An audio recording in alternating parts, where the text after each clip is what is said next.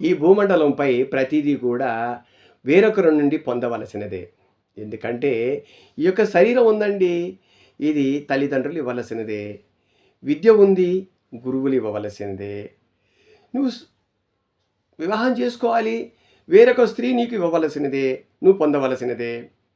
మరి ఉద్యోగం చేస్తున్నావు, జీతం వేరొకరు ఇవ్వాల్సిందే, నీకు మర్యాద కావాలి, వేరొకరు ఇవ్వాల్సిందే. సన్మానాలు కావాలి, వేరొకరు నీకు సన్మానం చేయవలసినదే. మరి అన్నీ కూడా వేరొకరి నుండి నువ్వు పొందవలసిన విషయమే. మళ్ళీ ఇది కాకుండా పంచభూతములు అన్నీ కూడా మనకు నీరు, గాలి, నిప్పు అవన్నీ కూడా సమాజానికి సేవ చేస్తూ ఉంది. మానవా, నువ్వు సమాజానికి సహాయ సహకారం అందించిన రోజు భగవంతుడు తప్పకుండా నీకు సహాయ సహకారాలు అందిస్తున్నాడు అన్న విషయాన్ని గమనించాలి.